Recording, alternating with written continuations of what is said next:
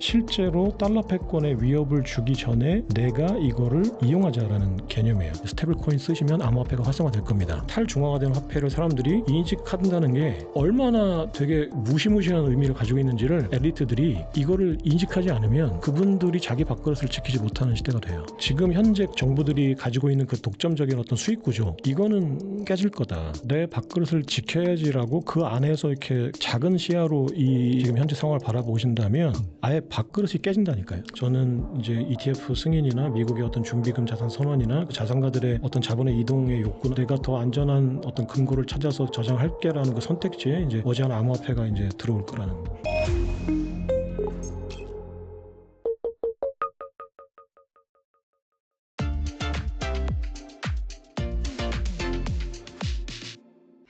그리고 주요국들이 스테이블 코인 그 제도화에 나선 가운데 한국은 그 제자리 논의만 지속적인 상황입니다. 뭐 최근에 이창용 총재가 발표를 했는데 뭐 정부랑 스테이블 코인 뭐 발행 얘기하고 있다.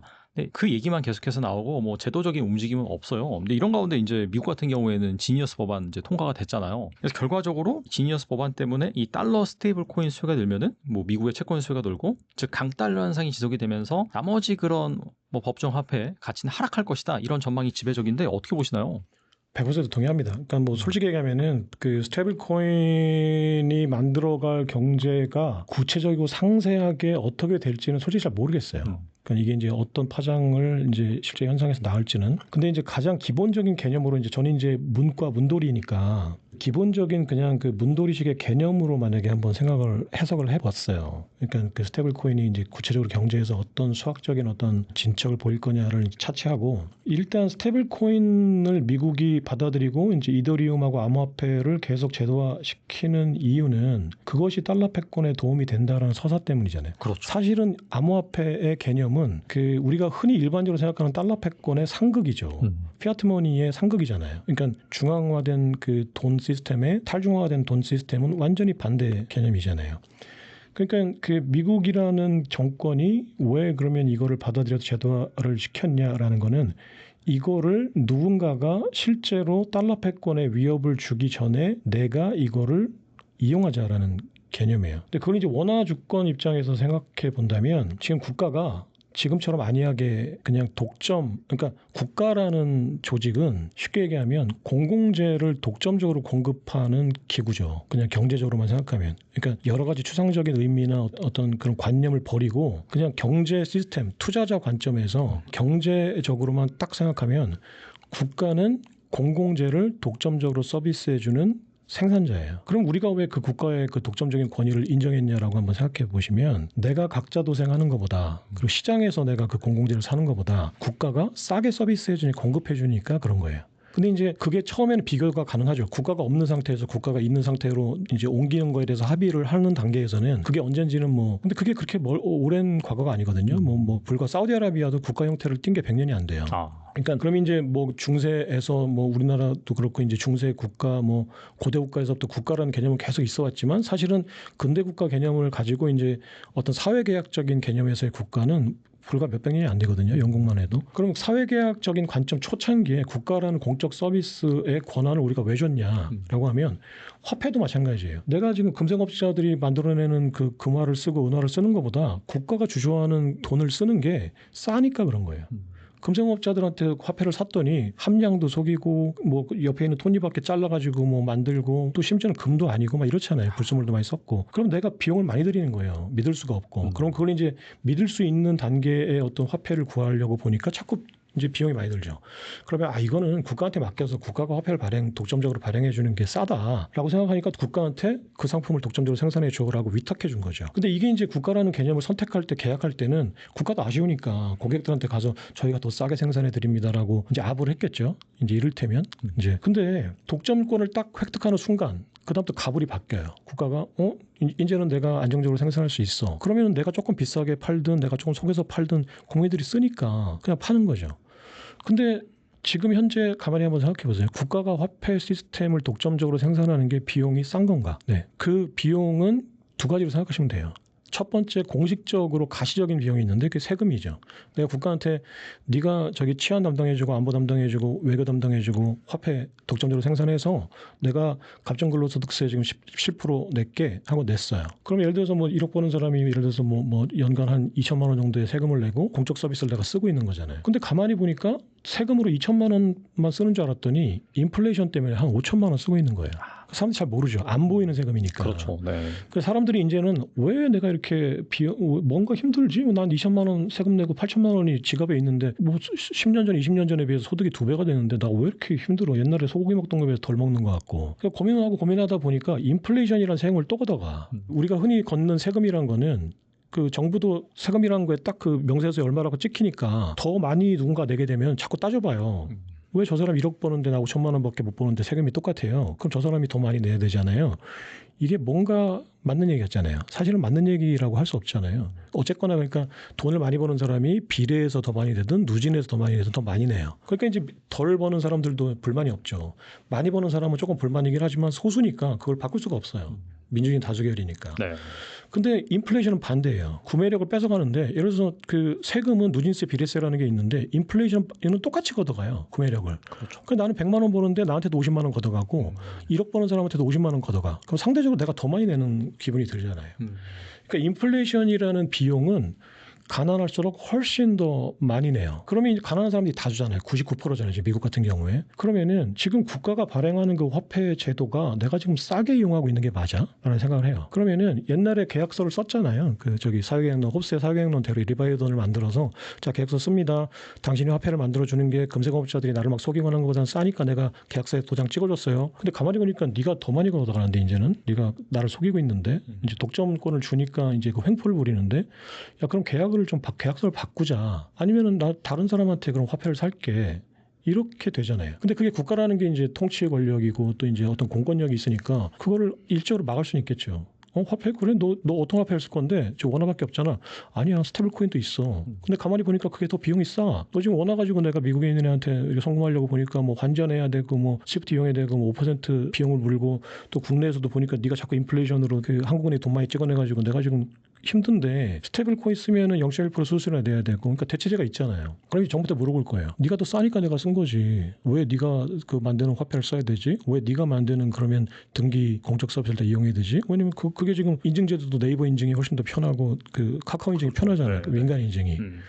그럼 네가 서비스해주는 그 공적 서비스를 네가 독점해야 될 이유를 한번 얘기해봐. 한번 들어보자. 더 싸게 공급해줄 수 있는 애들 얼마든지 있는데 이제 이런 시대가 됐잖아요. 그러니까 국가가 예전처럼 장벽이 이렇게 쳐져 있고 보호막을 하고 뭐 이렇게 뭐 국가 간의 어떤 왕래가 적을 때는 국가가 우리 속일 수 있어요. 근데 이제 못 속여요. SNS 다 알아요. 옆에 있는 사람이 지금 스테이블 코인 테더 써봤더니 원화 쓰는 것도 싸더라. 근데 원화 왜 써요? 그러니까 이제 국가는 제가 지금 커피 사업 해보면은 커피값 1,500원 하고 있는데 옆에서 커피값 누가 일시적으로 행사 1,300원 하잖아요. 손님이 절반으로 확 줄어요. 무슨 얘기냐면 너보다 싼 애가 있는데 내가 네 걸 왜 사 먹어? 네가 훨씬 맛있어? 훨씬 맛있다는 걸 증명해주면 오죠. 국가도 이제 마찬가지예요. 근데 이제 국가는 지금 커피를 독점적으로 공급해 준다면 1,500원 받는 거 2,000원 받아도 돼요. 근데 지금 대체자들이 막 들어와요. 근데 거기서 내가 지금 현재 같은 안이한 서비스와 편의성과 그다음에 많은 비용 구조를 가지고 앞으로 계속 써주세요. 우리 국가잖아요. 한민족이잖아요. 단일민족이잖아요. 이게 말이 안 되죠. 근데 지금 딱 그럴 때예요. 국가가 제공해주는 공적 서비스가 그 독점적인 권한을 유지하려면 모든 국민들 90% 이상의 모든 국민들이 그게 국가가 제공해주는 공적 서비스가 훨씬 싸다라는 거를 사람들이 공감을 해줘야 돼요. 근데 처음에 그 교육받지 못한 80%는 속일 수 있죠. 근데 그중에 10% 교육받은 사람들이 이제 얘기를 하고 다녀요. 이제 자 지금 당신이 쓰고 있는 화폐 시스템이 훨씬 더 지금 비용이 큽니다. 인플레이션도 생기고요. 앞으로 달러 쓰시면 안 되고요. 앞으로 원화 쓰시면 안 되고요. 암호화폐 쓰셔야 됩니다. 그 과도기가 스테이블 코인인데 스테이블 코인 쓰시면 암호화폐가 활성화될 겁니다. 그럼 당신이 지금보다 훨씬 더 비용을 적게 들이고 이제 공적 서비스를 이용할 수 있습니다. 그게 이제 사적 서비스가 되겠죠. 이런 시스템, 이런 사회가 된 거예요. 그러니까 탈중앙화, 비트코인이라는 탈중앙화된 화폐를 사람들이 인식한다는 게 얼마나 되게 무시무시한 의미를 가지고 있는지를 지금 현재 국가를 장악하고 있는 그 삼부에서 일하시는 그 엘리트들이 이거를 인식하지 않으면 그분들이 자기 밥그릇을 지키지 못하는 시대가 돼요. 네. 왜냐면은 지금 행정 시스템이라는 게 지금 결국 이제 화폐 시스템이고 이제 치안 안보 뭐 이런 공적 공공재를 제공해주는 생산자잖아요. 나머지 이제 입법부하고 사법부는 그걸 지탱해주는 이제 보조수단인 거고. 행정부가 지금 가장 싼 비용의 생산품을 못 만들어내요. 그 비트코인이 그러면 그거를 사람들한테 인식하게끔 해줬어요. 인플레이션이라는 게 우리가 많은 비용을 치르고 있다. 근데 국가라는 게 이제는 우리한테 가장 싼 대안이 아니다. 그러면 다른 대안을 찾을 거예요. 다른 사회 계약을 하려고 할 거예요. 그렇죠. 자, 그러면은 이제 홉스 같은 사람이 막 소환되겠죠. 그러니까 리바이어던을 사람들이 만든 이유는 가장 이제 만인에 대한 투쟁보다는 리바이어던한테 맡기는 게 그래도 비용이 적게 든다. 근데 지금 리바이어던이 뭐 계속 횡포 부리고 독점 횡포를 부린다. 그럼 다시 만인의 투쟁으로 돌아가든지 아니면 리바이어던의 역할을 대신해 줄 수 있는 민간 리바이어던을 우리가 찾자. 그 용병을 찾자. 뭐 아니면 민간 화폐를 찾자. 자꾸 이렇게 민간화 되는 거거든요. 근데 그게 예전에 불가능했는데 지금의 정보 시스템과 지금의 기술력들은 가능해요.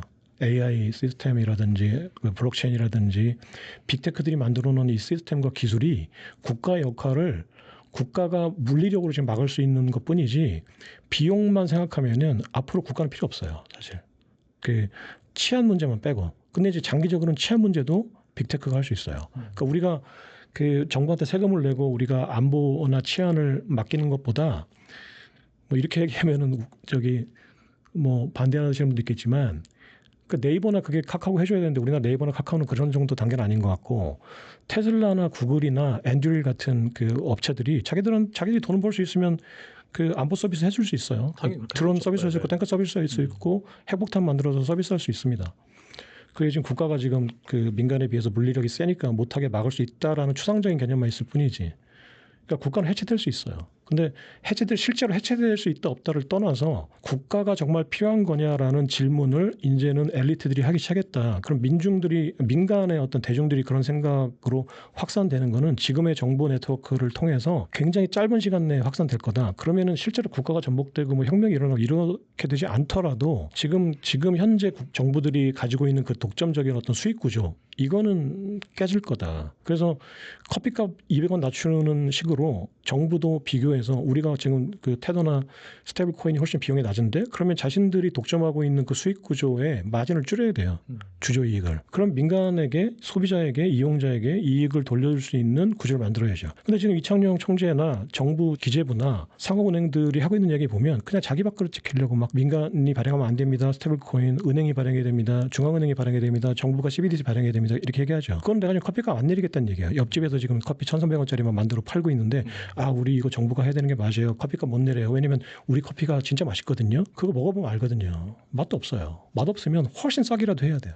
근데 맛은 기본이고 훨씬 싼 게 많이 나와요. 앞으로. 심지어는 맛도 더 좋은데 더 싸요. 테더가.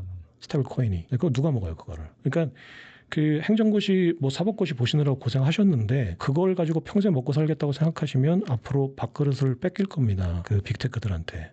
그러니까 되게 냉정하고 심각하게 이 국면을 생각해 보셔야 돼요. 그리고 내가 지금 그 로톡이라고 해서 여러 가지 법률 분쟁이 생겼을 때 지금 변호사들한테 전화하면 뭐 1시간에 뭐 30만 원입니다. 50만 원입니다 하잖아요. 로톡 가입하면 5만 원이면 다 할 수 있어요.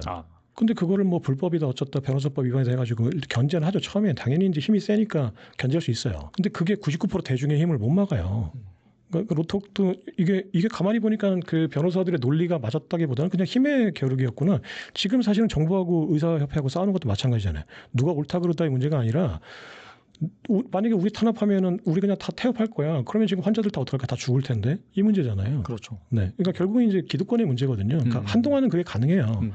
근데 훨씬 더 좋은 대안들이 있고 경쟁 시스템을 사람들이 아는데 그게 어느 정도까지 유지할 수 있을까? 정부도 마찬가지입니다. 네, 시장 원리를 생각하셔야 돼요. 가뜩이나 뭐 사실 워낙 스테이블 코인을 만들어도 뭐 방금 말씀하신 훨씬 더 싸고 맛있는 커피가 널려 있기 때문에 네네. 경쟁이 될까 말까 한 상황인데 그것마저도 만들지 않고 좀 더디게 진행되고 있다 보니까 네. 사실 뭐 장기적으로 봤을 때는 이 원화의 미래는 좀 불투명하다 그렇게 이제 볼 수가 있겠고 지금처럼 내 밥그릇을 지켜야지라고 그 안에서 이렇게 작은 시야로 지금 현재 상황을 바라보신다면 내 기득권을 지키지 못하는 거는 문제가 아니라 아예 밥그릇이 깨진다니까요. 그렇죠. 네. 네. 그러니까 근데 사람들은 그 사람의 밥그릇을 내가 왜 지켜줘요? 그러니까 그 사람이 지금 커피를 더 싸고 맛있는 커피를 나한테 주니까 내가 카페를 이용하는 거지.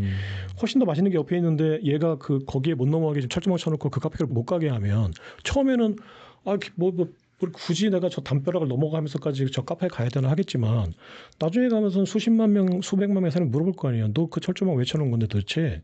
그래서 네가 나한테 해준 게 뭐 있는데 철조망 쳐놓고 못 가게 하는 거지? 그래서 한번 생각해 볼 거 아니에요. 근데 지금 딱 그럴 때라는 거예요. 싼 커피가 옆에 있는데 철조망 쳐놓고 있는 거죠. 근데 그게 스테이블코인 들어오고 하면 이제 철조망 바로 앞에 이제 훨씬 더 싸고 맛있는 커피가 있는데 내가 손을 뻗으면 닿을 것 같은데 자꾸 못 가게 해. 그럼 그때는 이제 결국 물리적인 충동밖에 없어요. 내가 이거를 계속해서 설득하고 더 좋은 대안을 만들고 더 좋은 상품 서비스를 만들 생각을 해야지 내가 철조망 쳐놓고 못 가게 한다? 그러면 결국은 대중들도 그 철조망을 부실 수밖에 없죠. 근데 지금처럼 계속 CBDC 만들어야 돼요. 중앙은행이 발행해야 돼요. 상업은행 어차피 민간이 발행할 것 같으니까 상업은행까지는 우리가 뭐 용인할게요. 뭐 이런 식의 얘기를 막 하고 있으니까 그러면 철조망 깨라 이 얘기죠. 그렇게 생각하신다면 되게 뭔가 지금 시대착오적인 생각을 하고 계신 것 같다. 네, 지금 시장은 개방되고 훨씬 더 좋은 대안들이 눈앞에 펼쳐져 있는데 우리가 그걸 눈뜨고 모를 거라고 생각한다. 우리를 일반 소비자들을 바보로 하는 거죠. 그러면 이거는 이제 자존감의 문제기도 하고 경제적인 문제기도 해요. 이걸 누가 참겠어요? 그러니까 국가는 지금 상태에서 수정되거나 보완되지 않으면 해체된다라는 거예요. 계약이 깨진다. 개인 같은 경우에는 결과적으로는 선택지는 뭐 이런 법정화폐를 가지고 있는 것보다도 뭐 비트코인이라든지 그런 쪽으로 자산을 옮기면은 사실 자산 포트폴리오 관점에서는 안전하다라고 볼 수 있겠네요. 그러니까 이제 어떤 상황이 불확실한 상황이 되면 안전자산은 더 각광을 받게 되잖아요. 근데 이제 지금 뭐 어떤 대공황의 상황이라거나 지금 어떤 경제적인 불안감 또는 정치적인 또 지정학적인 어떤 불안감들이 고조될 때 가격이 떨어진다는 거는 위험자산으로 인식되고 있다는 거예요. 근데 비트코인 지금 말씀하신 비트코인은 사실은 원래 설계는 궁극적인 안전자산으로 설계가 돼 있죠. 근데 이제 아직까지는 아마 어떤 지정학적인 불안감이나 경제적인 불안감, 불확실성이 높아지면 나스닥처럼 이제 다운되는 어떤 압력을 받을 거예요. 예전만큼은 아니더라도. 네, 근데 그거를 사람들이 이제 알게 되는 단계가 저는 이제 ETF 승인이나 미국의 어떤 준비금 자산 선언이나 그 다음에 지금 현재 자산가들의 어떤 자본의 이동의 욕구나 이런 것들을 봤을 때는 이제 이게 이제 경기 불확실성이 고조됐을 때 내가 더 안전한 어떤 금고를 찾아서 저장할게라는 그 선택지에 이제 머지않아 암호화폐가 이제 들어올 거라는 거예요.